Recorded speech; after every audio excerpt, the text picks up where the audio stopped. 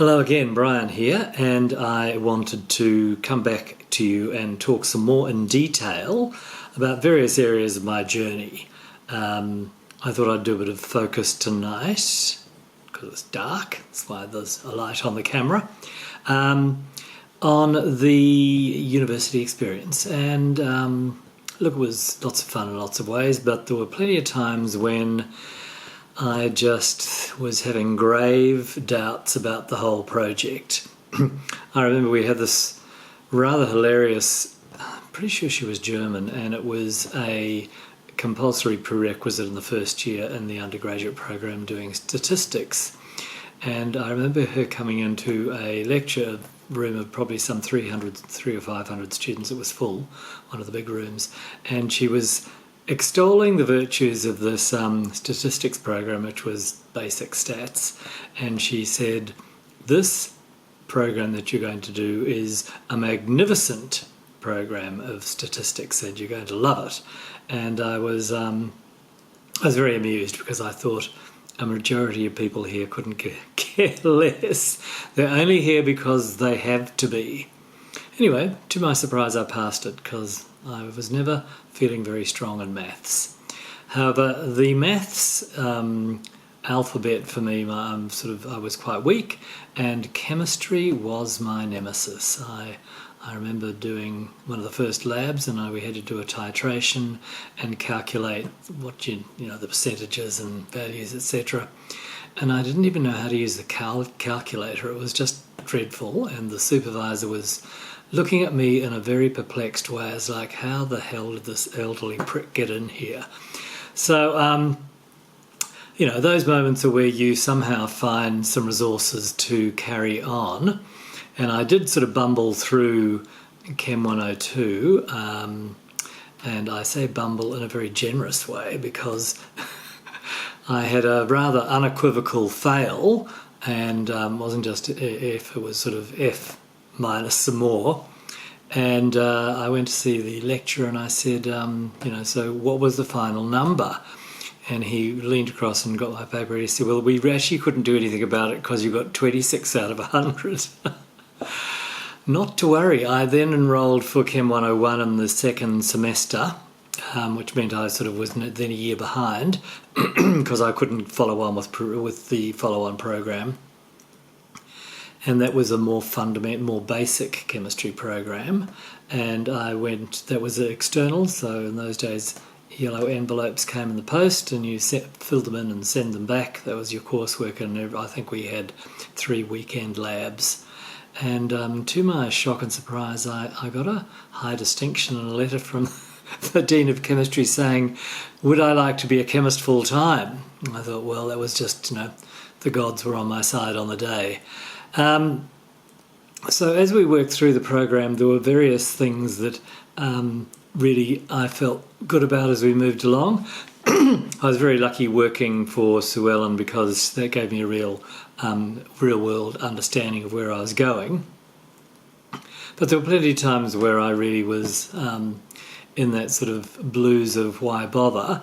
But going back to the chemistry moment, where I really was always in a bit of bewilderment about what was going on, I had this really fabulous moment in 300 level physiology, and we were doing cardiac and the heart, and they were talking about cations and ions and the role of the sodium potassium in the threshold of the membrane to actually get the heart to pump, the muscle to contract.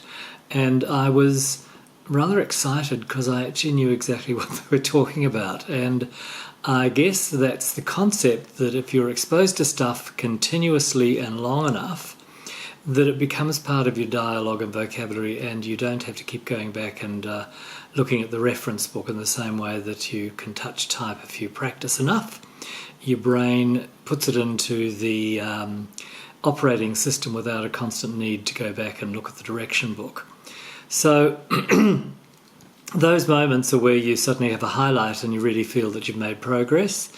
And I can look at ingredients on a supplement bottle and have some understanding of what various things will do. And I remember the simples of the periodic table, that on the right-hand side, the noble gases are very anxious to meet a metal on the other side and take an electron from them. And that's what makes solid unions, and in the middle they're often they're more lukewarm. They're like those sort of marriages of convenience. So as we move through our journey together and I give you some insight into my story, I hope that some of you will be inspired to realise that even though there are quite dark days when you're studying, when you really are in severe doubt as to whether it was all worthwhile and should you keep going, just know that if you are consistent week to week and day to day, and you do the things you need to do to get to the next hurdle, you'll be actually very pleasantly surprised by what you're going to achieve over time. I did realise when I looked around my cohort of other students that it's largely targeted to let's say the middle of the bell curve. It's not really designed to exclude a majority of people. The thing that most excludes the majority of the people is the necessity to be totally consistent and focused over 6 years to achieve a goal. And many of us can't stick at something for 6 weeks. So doing it for 6 years to complete the whole program was quite an accomplishment, and I am pleased that I was able to do that, because it's the time seems to fly, and when you look back it's over 25 years and you really wonder where it went.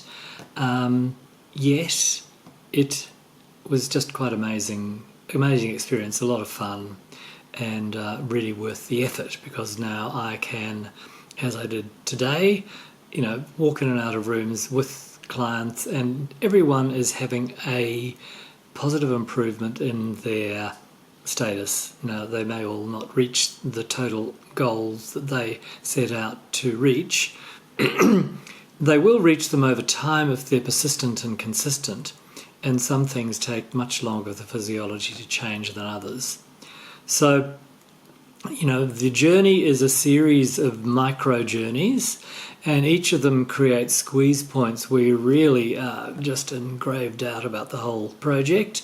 But then you find the resources and you pop out the other side and you think, well, for goodness sake, I don't know how, but I managed to pass that, and I actually feel good enough about it that I can actually tell someone else about it, and that's obviously a great teaching tool, is to tell another person. And we can talk about that later, because I love how the brain works and how repetition is the key to learning. So that's it for me for tonight in front of the light, and I will endeavour to get this one uploaded, and we'll start a nice sequence that will provide for you on the other side of the screen a storyline that helps you see for you that your goals are very attainable. It's all about doing it consistently and persistently to achieve what you want to do. So I'll say bye, and I look forward to speaking to you again soon. All the best. Bye.